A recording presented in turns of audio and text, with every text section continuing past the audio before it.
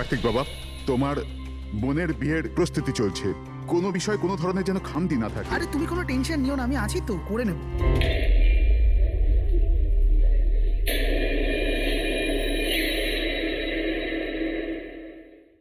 ওহো, বিয়ের বাড়ির ব্যাপার, মেহেন্দির অনুষ্ঠান।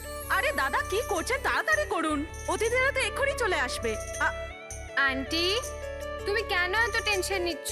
বিয়ের বাড়ির ব্যাপার আর আমার মেয়ের বিয়ে, টেনশন তো হবেই, তাই না? আমি ওর বেস্ট ফ্রেন্ড হই না? আমি ওর ভালোভাবে খেয়াল রাখবো। তুই তাড়াতাড়ি যা, ওর তোকে দরকার হতে পারে। আরে দাদা, ওটা ওখানে নয়, এখানে রাখুন। হ্যাঁ,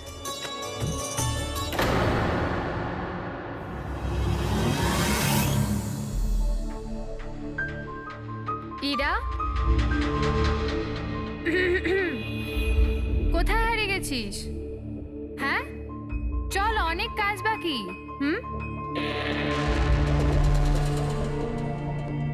আমি এখনো বলছি যে দেরি বেশি হয়নি, চলো তাড়াতাড়ি যাই এখান থেকে। আরে আমাদের ছেলের ইরার থেকেও ভালো মেয়ে পাওয়া যাবে। আরে কি সেই একই কথা বলে যাচ্ছ? তোমার যদি জানা না থাকে জেনে ও বুঝে নাও, আমার ছেলে ইরাকে খুব ভালোবাসে এবং ওকেই বিয়ে করবে ঠিক করেছে। হ্যাঁ হ্যাঁ কার্তিক, এক্ষুনি আসছি আমি। অমৃতা, কি হয়েছে? তোর ভাই ফোন করেছে, কিছু কাজ আছে, এক্ষুনি আসছি। আর শোন, আজ মেহেন্দি তোর, তোর মুখে না একটু স্মাইল রাখ।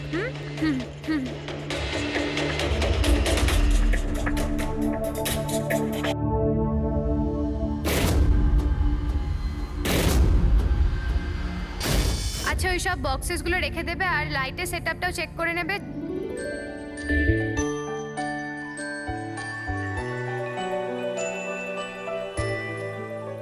কি ব্যাপার?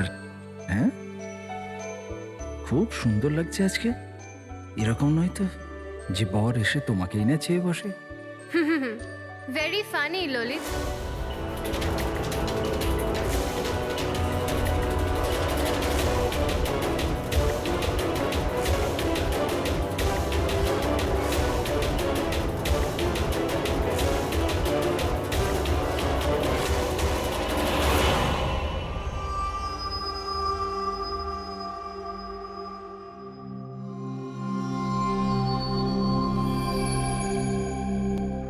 রিসর্ট কি বন্ধ হয়ে গেল? এর দেখভালের পুরো দায়িত্ব আমার ঘাড়ে এসে গেল। আর মালিকের এইটুকু বুদ্ধি তো থাকাই দরকার না? এত বড় রিসর্ট একলা মানুষ কি করে পরিষ্কার রাখবে? এই সুইমিং পুলটা একেবারে নোংরায় ভরে গেছে। যতই পরিষ্কার করো না কেন, দুদিন অন্তর ঠিক নোংরা হয়ে যায়, প্রতি দুদিন অন্তর। আরে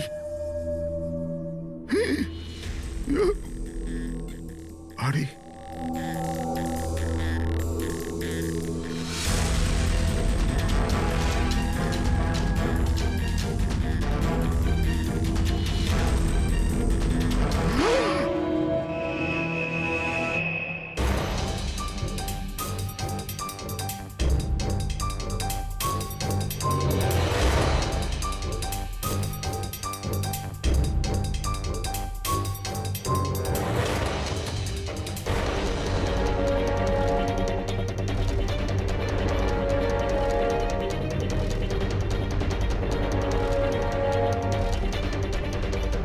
দেখো বাবলু, তুমি যদি কিছু না করে থাকো তাহলে ভয় পাওয়ার কোনো প্রয়োজন নেই। সিআইডি নির্দোষদের কখনো শাস্তি দেয় না, বুঝেছো? মনে হচ্ছে লাশ অনেকক্ষণ ধরে জলে আছে। হ্যাঁ দয়া, মনে হচ্ছে 12 ঘন্টার বেশি হবে। কোথাও কোনো আঘাতের চিহ্ন নেই বস, শুধু এখানে এই গলায় এখানে অদ্ভুত কিছু লেগে আছে। গলা টিপে মেরেছে? আপাতত দেখে তাই মনে হচ্ছে। এই রিসর্টের চাবি কি তোমার কাছেই থাকে? না স্যার, মালিকের কাছেও একটা আছে। তুমি গেটটা দেখাও তো। পঙ্কজ, দেখো তো একটু ভালো করে চেক করো, দেখো কিছু পাওয়া যায় কিনা।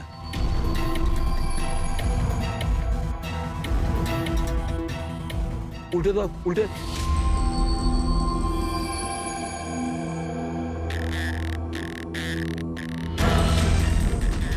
স্যার, এ তো ট্যাক্সির বিল দেখছি। ইনি কাল রাত্রে ডোমেস্টিক এয়ারপোর্ট থেকে ট্যাক্সি ধরেছিলেন। পঙ্কজ, এই লাশটার ফটো তুলে এয়ারপোর্ট সিকিউরিটিকে দেখাও আর এর পরিচয় জানো। তালা তো ভাঙা নেই, তার মানে হলো কেউ চাবি দিয়ে খুলে ভিতরে ঢুকেছে, বা হয়তো অন্য কোনোভাবে। হতে পারে স্যার এই রিসর্টেরই কোনো কোণাতে এই অপরাধটা হয়েছে। বা হতে পারে দয়া ওকে এখানে মেরেই এখানে ফেলে দিয়েছে, বা অন্য জায়গায় মেরে ওর লাশটাকে এখানে ফেলে রেখেছে। পুরবী, এত বড় একটা গেটের উপর দিয়ে লাশকে নিয়ে ঝাঁপ দেওয়া অসম্ভব মনে হচ্ছে। অন্য কোনো রাস্তা দিয়েই ও লাশ নিয়ে ভিতরে এসেছে। কিন্তু স্যার ভেতরে আসবার জন্য অন্য কোনো রাস্তা নেই এটা ছাড়া। আরে তুমি আমাদের কাজটা করতে দাও না, এদিকে এসো।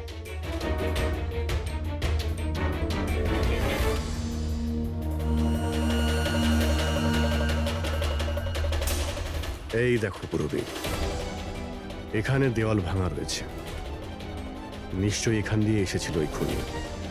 তাহলে তো স্যার এখান থেকে কোনো সূত্র পাওয়া যেতে পারে।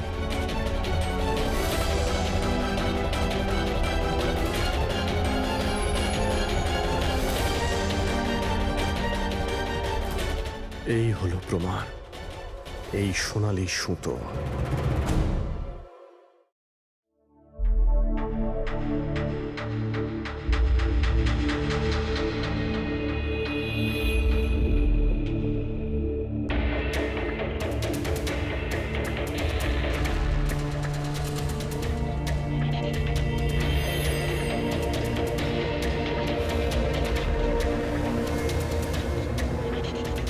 আশ্চর্য ব্যাপার, একটা অদ্ভুত জিনিস লেগে আছে এর গলার উপরে।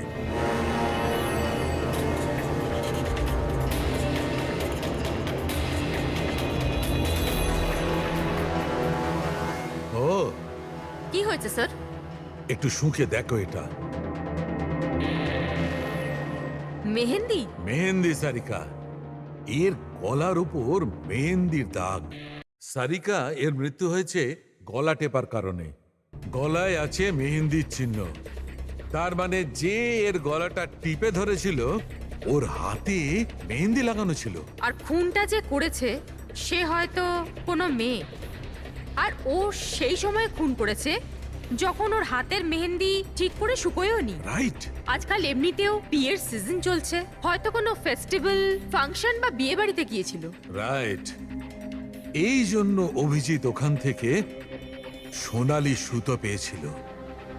হয়তো কোনো দামি ড্রেসে যেটা পরেও পার্টিতে যাচ্ছিল। তার মানে হচ্ছে এই সোনালী সুতো আর গলায় লেগে থাকে এই মেহেন্দি আমাদের খুনি পর্যন্ত পৌঁছে দেবে।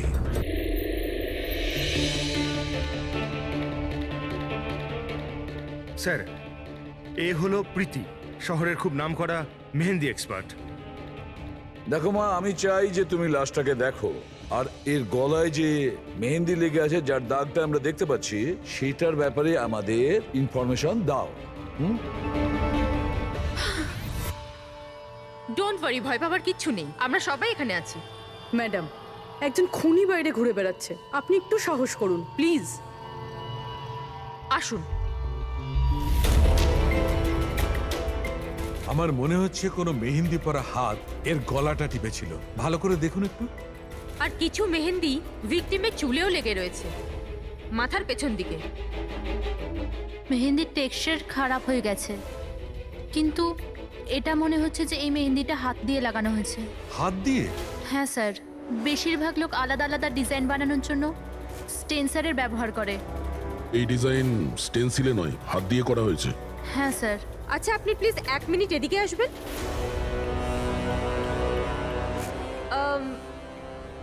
আপনি এই মেহেন্দি সম্পর্কে আর কিছু বলতে পারবেন? মানে এটা কোন কোম্পানির, কতটা পুরনো, কোথা থেকে এসেছে, এনিথিং যা জানেন।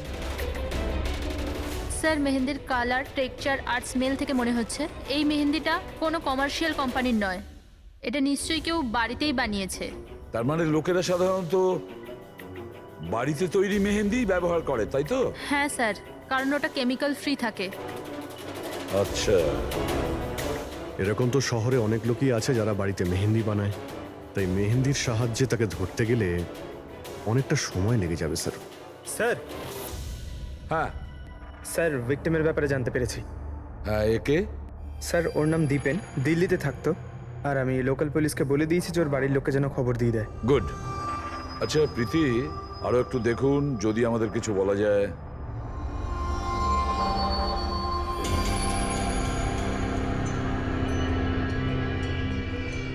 এক মিনিট স্যার। স্যার মেহেন্দির ডিজাইন থেকে আর একটা কথা বোঝা যাচ্ছে। সেটা কি? স্যার ওই মেয়েটার ব্যাপারে, যার মেহেন্দি এর ঘাড়ে লেগেছে, ওই মেয়েটার বিয়ে এমন একটা ছেলের সাথে হচ্ছিল যার নাম আর দিয়ে শুরু হয়। আর আর লেটার দিয়ে শুরু, সেটা কিভাবে জানা গেল? বেশিরভাগ নতুন বউ যখন মেহেন্দি লাগায় তো নিজের স্বামীর ইনিশিয়াল লেটার হাতে লেখায়। তো স্যার এটা সেই ইনিশিয়াল লেটার। হ্যাঁ বস, উল্টো আর লেখা আছে। আর তাহলে আমাদের খোঁজ নিতে হবে এই সপ্তাহে এই শহরে কটা বিয়ে হয়েছে আর কটা বিয়ে হতে চলেছে যেখানে পাত্রের নাম আর দিয়ে শুরু।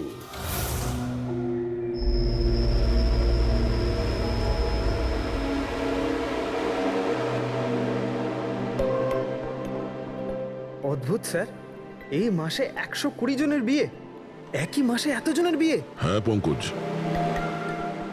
এখন বিয়ের ভালো লগ্নসা আছে। যদি তুমি বিয়ে করো তো সময়টা একদম ঠিক। আরে বিয়ে আর কি করে করব স্যার? কি হলো, কজন পাত্রের নাম পেলে? হ্যাঁ স্যার, সব মিলিয়ে 12 জন আছে যেখানে পাত্রের নাম আর দিয়ে শুরু হয়। আচ্ছা, হ্যালো, হ্যাঁ হ্যাঁ হ্যাঁ হ্যাঁ স্যার, এর গাড়িটা দেখছি একটা শব্দেই আটকে আছে। হ্যাঁ হ্যাঁ হ্যাঁ হ্যাঁ হ্যাঁ, ওকে ওকে, থ্যাংক ইউ। স্যার, হ্যাঁ পঙ্কজ। দিল্লি থেকে অফিসার ফোন করেছিলেন। উনি বলছিলেন যে দীপেনের বাড়িতে গিয়েছিলেন কিন্তু কেউ ছিল না, আর প্রতিবেশীকে জিজ্ঞেস করে জানতে পেরেছেন ওর একটা বোনও আছে। শালিনীর নাম্বার দিয়েছেন উনি? হ্যাঁ স্যার, পাঠিয়েছেন। আর উনি বলছিলেন যে দীপেন মাত্র 4 মাস আগেই ওখানে শিফট হয়েছে।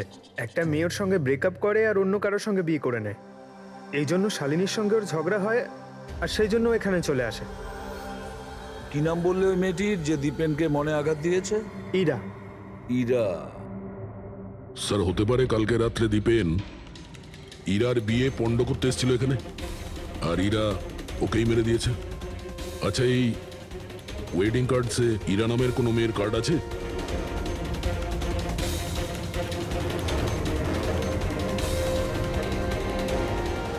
হ্যাঁ স্যার।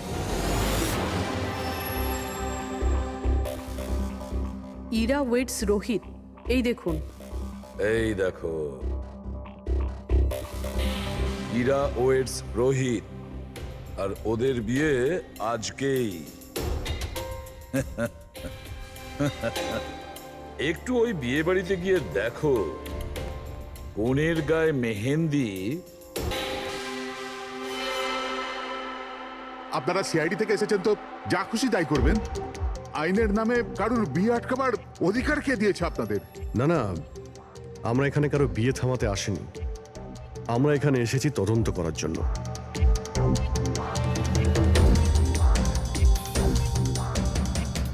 কিন্তু স্যার, আপনাদের এই তদন্ত আমার বোনের বিয়ের পরেও তো করতে পারেন। যত তাড়া আছে আপনাদের এই বিয়েটা করানোর জন্য, তার থেকে বেশি তাড়া আছে আমাদের খুনিকে ধরার জন্য।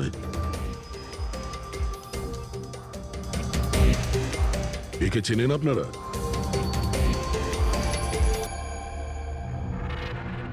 এটা তো দীপেন। মানে চেনেন কি করে? স্যার অ্যাকচুয়ালি ওই দীপেন আমার বোনকে ভালোবাসতো, কিন্তু কিছুদিন আগে ওদের ব্রেকআপ হয়ে যায়। আমি বলেছিলাম না যে চলো ফিরে যাই, কিন্তু আমার কথা শুনছে না কে? দেখো এবার সিআইডিও চলে এসেছে। জানি না কি কুক্ষণে এদের সঙ্গে আমরা সম্বন্ধ তৈরি করেছি। দেখুন, দীপেনের ঘাড়ে আমরা কিছু মেহেন্দির চিহ্ন দেখতে পেয়েছি, আর আমাদের সন্দেহ যে সেই চিহ্ন ইরার হাত থেকে এসেছে।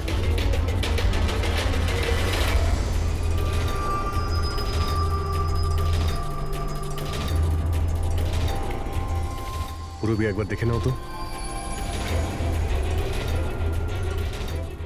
ইরা, একবার একটু ওঠো তো। ম্যাডাম কি করছেন আপনি? এখনো তোমার বউ নয়, ও এখন একজন সাসপেক্ট। আমাদের সন্দেহের তালিকায় আছে। আমাদের সন্দেহ যে দীপেনকে খুন করেছে। ইরা এসব কি বলছে?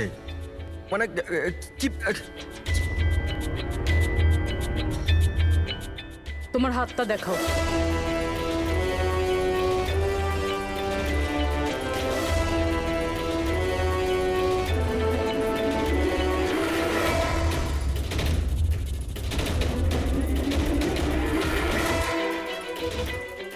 স্যার, এর মেহেন্দি তো একদম ঠিক আছে।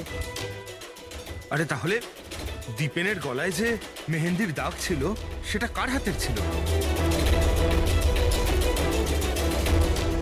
পুরবি, তুমি ওর ঘুমটাটা একবার তোলো। স্যার,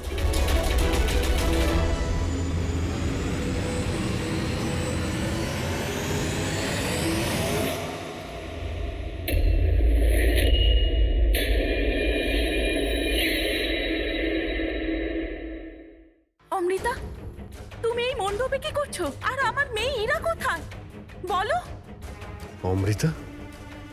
এ কে? এ আমার মেয়ের বন্ধু হয়।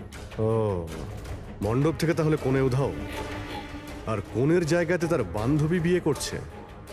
এসব কি হচ্ছে এখানে? হ্যাঁ, স্যার ওই আসলে কাল রাতে আরে ফ্লার্ট কে করছে রে ভাই? আমি তো তোমার প্রশংসা করছি। আচ্ছা তাই নাকি? প্রশংসা করছো? হ্যাঁ, তুমিও না একদম পাল্টাবে না।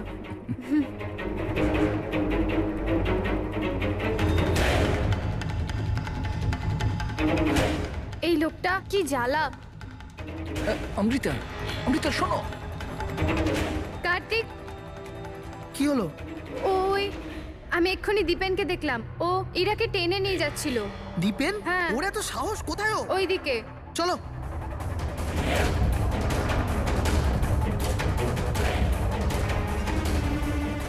কোথায় গেল এরা দুজন? কি জানি।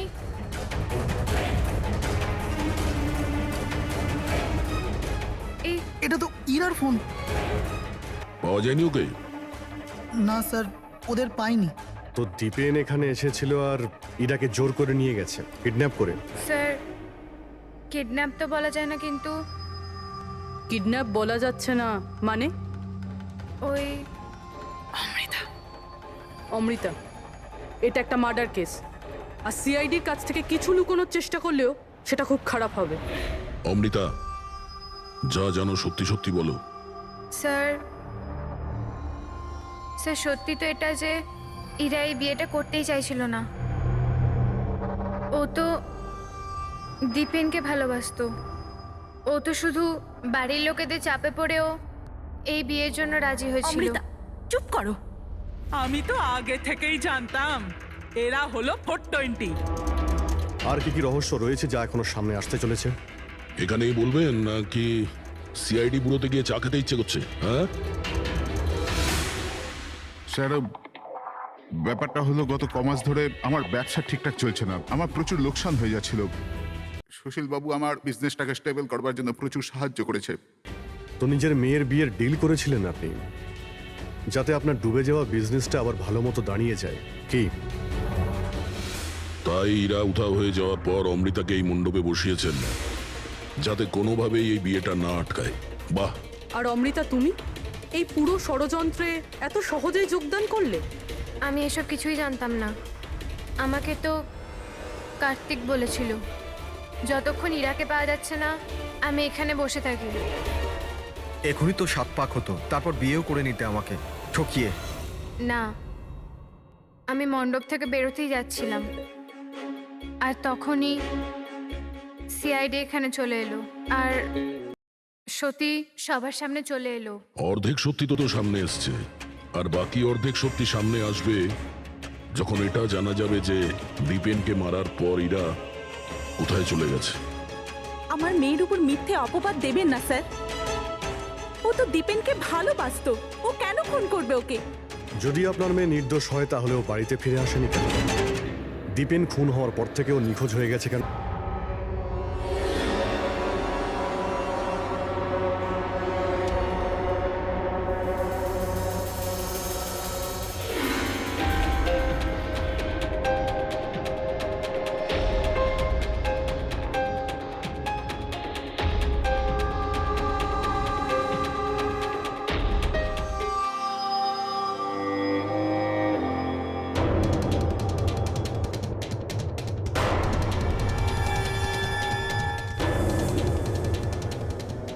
মালা।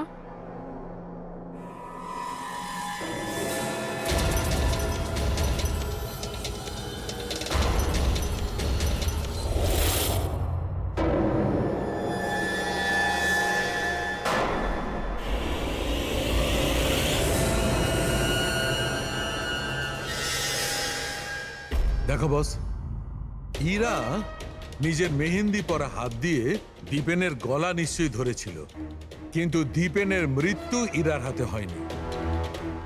দীপেনের মৃত্যু হয়েছে কি করে? এর গলার উপর এই যে মেহেন্দির চিহ্ন আছে, যখন পরিষ্কার করলাম তখন দেখলাম আর একটা দাগ আছে। এই দেখো, এইটা। আর এই চিহ্নটা হচ্ছে কোনো দড়ির, যার কারণে দীপেনের মৃত্যু হয়েছে। তার মানে দীপেনের মৃত্যু গলায় দড়ি দিয়ে টানার কারণে হয়েছে। কিন্তু যদি ইরা খুন না করে তাহলে ইরা কোথায়? আচ্ছা, এমনটা নয় তো যে ওকেও কোনো ক্ষতি করা হয়েছে? স্যার, একটা কথা কিছুতেই মাথায় ঢুকছে না। যদি ইরা এই খুনটা না করে থাকে তাহলে করলো কে? এই খুন হয়তো ইরার বাড়ির লোকেদের মধ্যেই কেউ করেছে। আর তাছাড়া দীপেনের উপস্থিতি ওরা পছন্দ করেনি।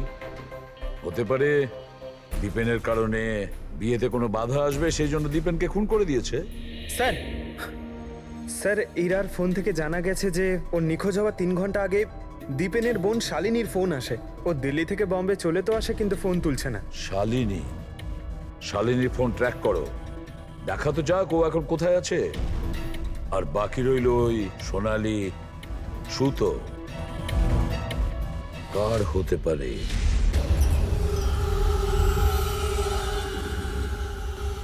আমাকে আপনারা বলবেন এসবের মানেটা কি? আর আপনারা এই মেহেন্দি অনুষ্ঠানের জামা কাপড়গুলো এনেছেন কেন? দেখুন, আমরা কিছু সোনালি সুতো পেয়েছি ক্রাইম সিন থেকে। আর ওই সোনালি রঙের সুতো যার কাপড়ের সঙ্গে ম্যাচ হয়ে যাবে, খুনি সেই। ইরাকে সন্দেহ করছিলেন, কি ওই সন্দেহ দূর হয়ে গেছে? হ্যাঁ, আপাতত তো ধরে নিন যে ওই সন্দেহটা দূর হয়ে গেছে, কারণ দীপেনের মৃত্যু দড়ি দিয়ে শ্বাসরোধ করে হয়েছে, ওই মেহেন্দি লাগানো হাতে নয়। তার মানে আপনাদের এটা মনে হচ্ছে যে খুনি আমাদের মধ্যে থেকে কেউ বোধহয় করেছে? কারেক্ট। এখন শুধু সেটাই দেখতে হবে যে ওই সোনালি রঙের সুতো কার কাপড়ের সঙ্গে ম্যাচ করে। আশ্চর্য, রেশমের ছোট ছোট টুকরো থেকে আপনারা এত বড় একটা সিদ্ধান্ত নেবেন। জানি না ওই টুকরোটা ম্যাচ করবে কিনা।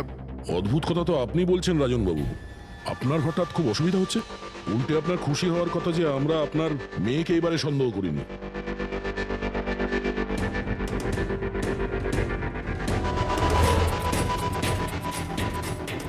স্যার, এই সোনালি সুতোটা রাজেনের পাঞ্জাবির সাথে ম্যাচ করে। স্যার, এই দেখুন, সুতোটা এইখান থেকে ছিঁড়েছে।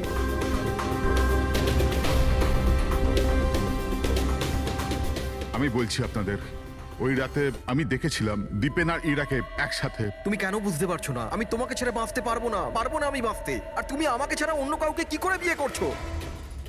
যখন আমি নিচে পৌঁছলাম তো ওরা দুজন চলে গিয়েছিল, আর দীপেনের ঠিকানা ইরার পুরনো চিঠি থেকে আমি পেলাম। তারপরে আমরা ওর পুরনো বাড়িতে গেলাম।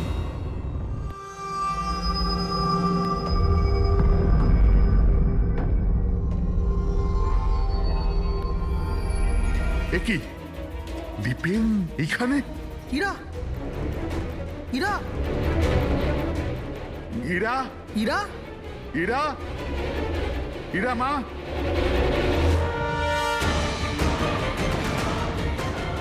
বাবা, এই দেখো, দীপেন ওর ফোনে ওর মৃত্যুর কারণ লিখেছে। কি লিখেছে এখানে?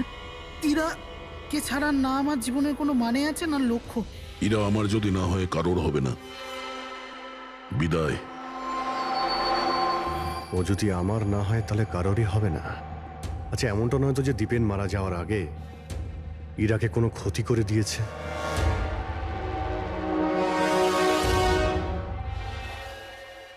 হ্যাঁ পঙ্কজ, হ্যাঁ, দীপেনের বোন শালিনীর মোবাইল ফোন ট্র্যাক হয়ে গেছে।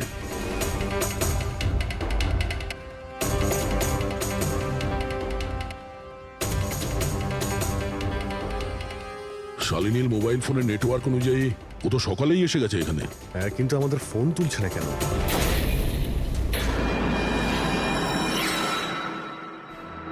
ব্লাস্ট। শালিনী, শালিনী, শালিনী, শালিনী, শালিনী, শালিনী।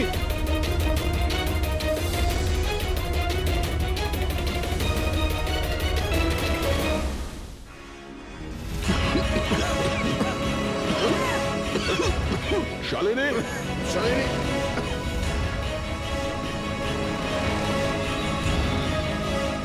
শালিনী, শালিনী।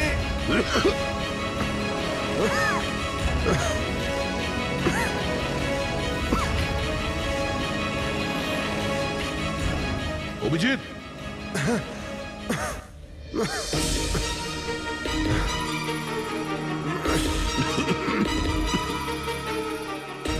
অভিজিৎ সাবধানে। কে ওখানে?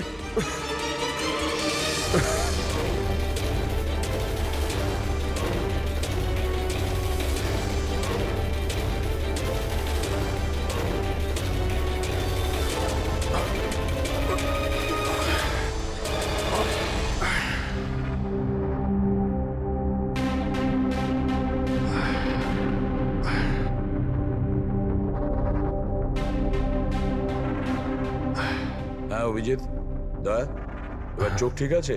হ্যাঁ স্যার, ঠিক আছে। এটা তো ভালো হয়েছে স্যার, আমরা ওই বিষাক্ত গ্যাসে বেশিক্ষণ থাকিনি। কিন্তু স্যার, শালিনী আর ইরার অবস্থা খুব একটা ভালো নয়। ডক্টর ওদের দেখছে। কোন বিষাক্ত গ্যাস ছিল ওখানে? স্যার সেটা তো জানি না, কিন্তু আমার মনে হচ্ছে টাইম স্মোক বোম ছিল ওখানে। এই দীপেন স্যার পুরো প্ল্যান করে রেখেছিল। আত্মহত্যার পরে ও ইরাকেও রাস্তা থেকে সরাতে চেয়েছিল। হ্যাঁ স্যার, ও তো সুইসাইড নোটে লিখেও ছিল যে ইরা যদি ওর না হয় কারোর হবে না। স্যার, হ্যাঁ ডক্টর, ইরা কেমন আছে? স্যার ও এখন আউট অফ ডেঞ্জার, কিন্তু ওর এখনো জ্ঞান ফেরেনি। আচ্ছা, আর Shalini? I am sorry sir, আমরা ওকে বাঁচাতে পারিনি।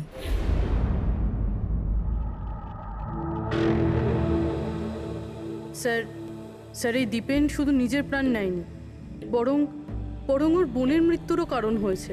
সেটাই তো। হ্যাঁ শালুকে বলো। আচ্ছা ঠিক আছে, আমরা আসছি। কি হয়েছে স্যার? শালুকে বলছিল দীপেন আত্মহত্যা করেনি।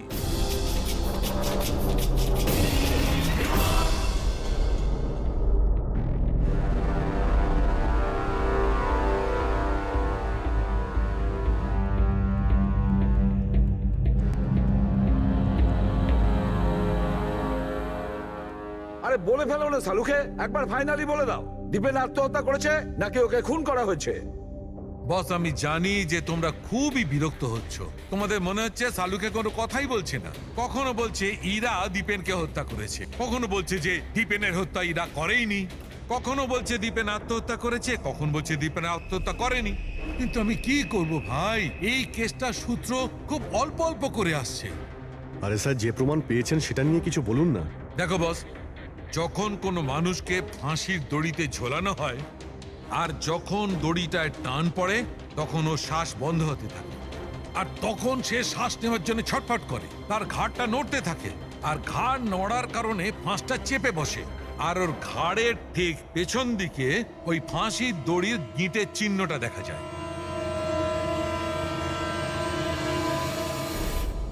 হ্যাঁ স্যার, দাগ তো আছে। আর স্যার এর ঘাটটা এইভাবে হেলে রয়েছে কেন? এটা কিসের জন্য? হ্যাঁ, এর ঘাড়টা হেলে আছে কারণ এ আগেই মারা গেছে। যদি একজন মৃত ব্যক্তিতে ফাঁসিতে ঝুলিয়ে দেওয়া হয় তবে ও শ্বাস নেওয়ার জন্য ছটফট করবে না, আর সেই জন্যে ওর ঘাড়ের পেছনে গিঁটের চিহ্নটা পাওয়া যাবে না। না, এর পিছনে তো কোনো চিহ্ন নেই। কারণ ঘাড়টা গিঁটের সংস্পর্শে আসেনি। তুমি নতুন কি আর বললে? আমরা কি এগুলো জানি না?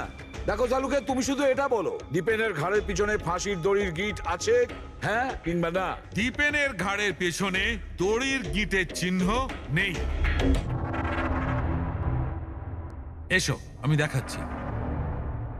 এই দেখো বস, দীপেনের ঘাড়ের ওপর কোনো চিহ্ন নেই।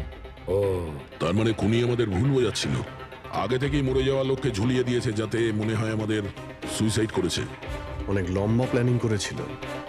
এমন কেউ রয়েছে যে দীপেন আর ইরা দুজনকেই মারতে চেয়েছিল। আর ওই সুইসাইড নোট সেটাও খুনি লিখেছে। হ্যাঁ স্যার, দীপেনের সুইসাইড নোট দীপেন নিজে লেখেনি। আমি এই মেসেজের অ্যানালাইসিস করিয়েছি একজন লিঙ্গুইস্টিক এক্সপার্টকে দিয়ে। ডক্টর সারিকা, এই লিঙ্গুইস্টিক এক্সপার্ট কি হয়? স্টাইলোমেট্রি নামের একটা শিল্প হয়।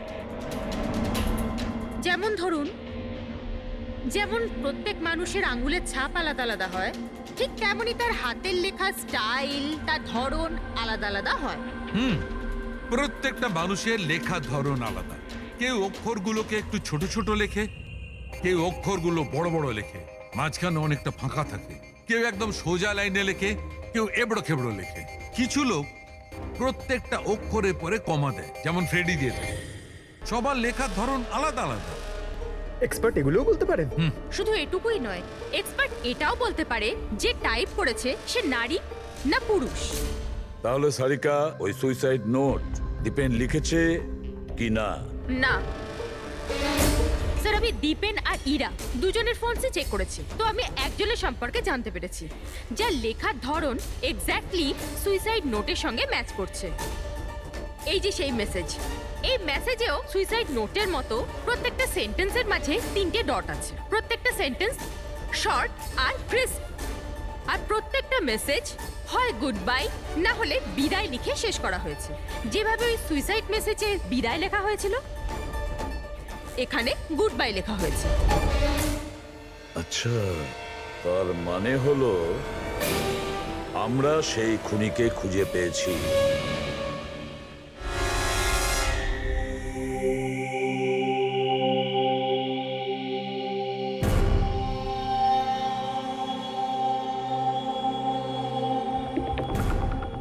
হ্যাঁ, হুমকি দিচ্ছি, কি করবি তুই? সিআইডির সামনে কাউকে হুমকি দেওয়া ভালো কথা নয়। কিন্তু আমি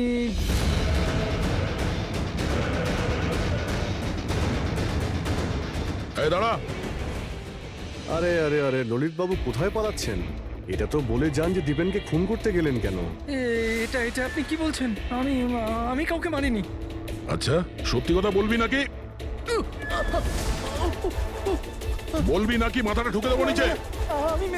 আমি মেরেছি। প্লিজ প্লিজ আমাকে নিচে নামো, আমাকে নিচে নামো।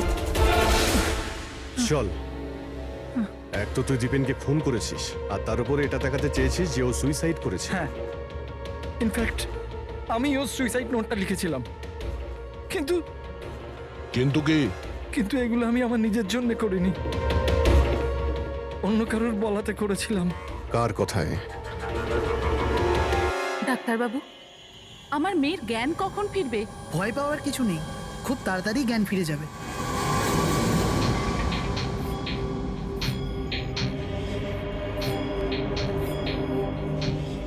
ললিত,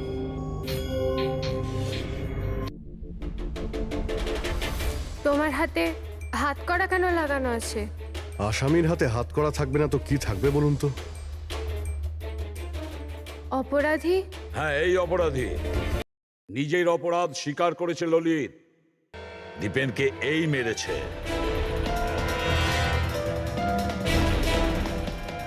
ললিত, এনারা সবাই কি বলছেন? আর তুমি কেন করলে এইসব? দেখলেন স্যার, অবাক হওয়ার কি সুন্দর অ্যাক্টিং করছে এরা। যেখানে সত্যি এটাই যে ললিতকে খুন করতে বলার আসল অপরাধী এখানে এই রুমে উপস্থিত আছে। হ্যাঁ,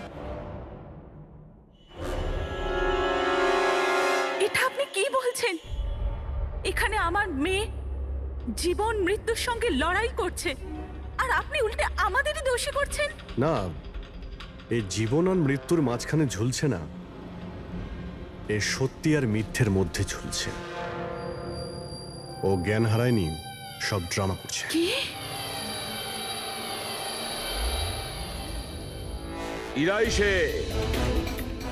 ইরাই ললিতকে বলেছে দীপেনকে মেরে ফেলার জন্য। এ কি সব কথা বলছেন আপনারা? অবস্থা দেখুন এর। আপনাদের মনে হয় যে এ জেনে শুনে বিষের কন্ট্যাক্টে গেছে? স্যার ইঞ্জেকশন লাগিয়ে দিই? হ্যাঁ হ্যাঁ নিশ্চয়ই, তাড়াতাড়ি। এটা কিসের ইঞ্জেকশন লাগাচ্ছেন আপনারা? সত্যি কথা বলার, এই ইনজেকশনে একটা কেমিক্যাল আছে যেটা শরীরে যেতেই মানুষ সত্যি কথা বলতে শুরু করে।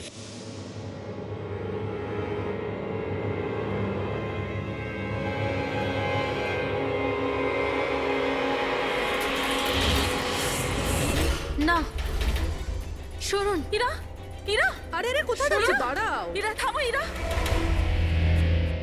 এর মানে হলো যে সিআইডিরা ঠিক কথা বলছেন। আর মিথ্যে বলে কোনো লাভ নেই। এই ললিত তোমার মুখোশ খুলে দিয়েছে। এটা কি করলে ললিত? নিজে ফাঁসছিলে, তার সাথে সাথে আমাকেও ফাঁসিয়ে দিলে।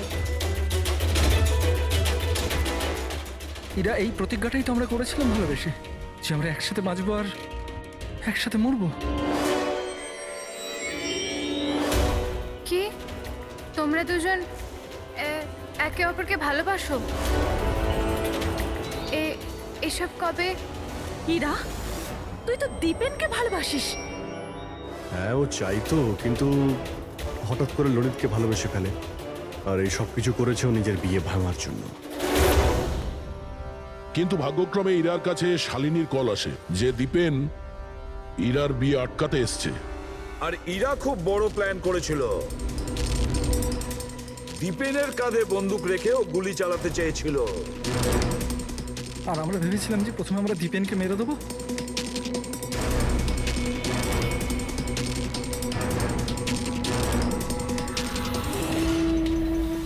আর অনেক দূরে গিয়ে তোমরা ঘর বাঁধবে, কিন্তু ভুলে গিয়েছিলে তোমরা যে অন্যায়ের পথে কখনো সাফল্য আসে না।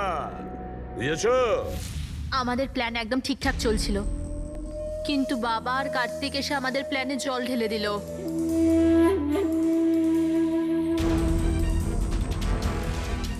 আর তারপর আমাদের একটা নতুন প্ল্যান বানাতে হলো। আর ওই নতুন প্ল্যানেও আমার মরার অ্যাঙ্গেলটা ছিলই। বোমের ব্যবস্থা হয়ে গেছে। তুমি বোম ঠিক করে চেক করেছো তো? হ্যাঁ হ্যাঁ করে নিয়েছি, কিছুক্ষণের মধ্যে বোম ফেটে যাবে। আর লাশের বন্দোবস্ত করেছো? হ্যাঁ অসুবিধা ছিল, কিন্তু কিছু টাকা দিয়ে ওই লাশটাও পেয়ে গেছি। ব্যাস, তাহলে হয়ে গেছে কাজ। আমি লাশকে আবার নিজের জামা কাপড় পরিয়ে দেবো, আর যখনই বোম ফাটবে তখন সবার মনে হবে যে দীপেনের সাথে সাথে আমিও মরে গেছি। আচ্ছা আমি বোমটা চেক করেছি, ওকে?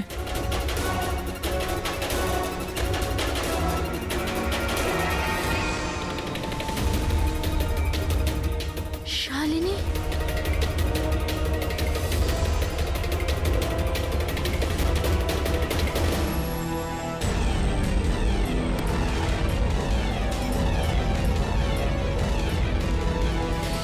আর সেই কারণে তুমি শালিনীকে মেরে ফেলেছো। তো আর কি করতাম? সব দেখে নিয়েছিল, কোনো উপায় ছিল না। কিন্তু একটা কথা বোঝা গেল না, যে ওই বিষাক্ত গ্যাস ব্যবহার করেছিলে কেন?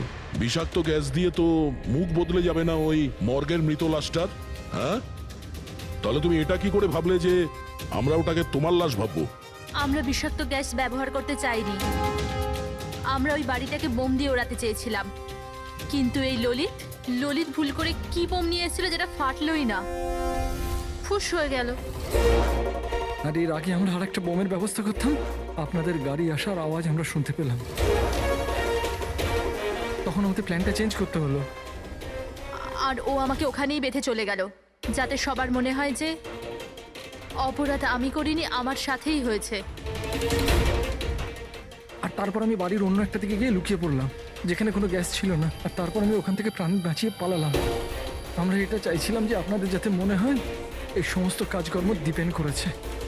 ও নিজে তো আত্মহত্যা করে নিল, কিন্তু ইরাকে মারতে অসফল হয়েছিল। নিজেদের জীবনটাকে সুন্দর করবার জন্য একটা নয়, দুটো নয়, তিনটে প্ল্যান করেছিলে তোমরা।